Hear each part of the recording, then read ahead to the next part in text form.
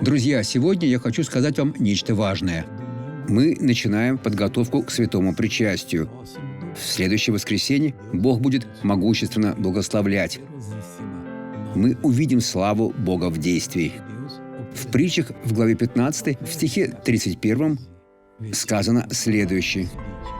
«Ухо, внимательное к учению жизни, пребывает между мудрыми».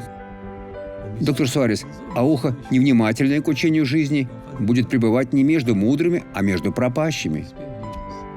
Это очень серьезно.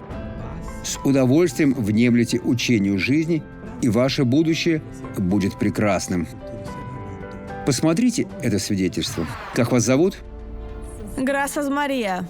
Грасас Мария. Да, доктор Суарес. Что с вами произошло? Износ колена. С таким именем так не должно быть. Согласна. Так было, но теперь все прошло. Как вы ходили, Грасас? Я ходила так. Выпрямитесь, вы красивая женщина. Теперь идите нормально, идите нормально. Идите. Теперь я хочу помолиться с вами, Отец. Я объединяю свою веру с верой человека, который молится.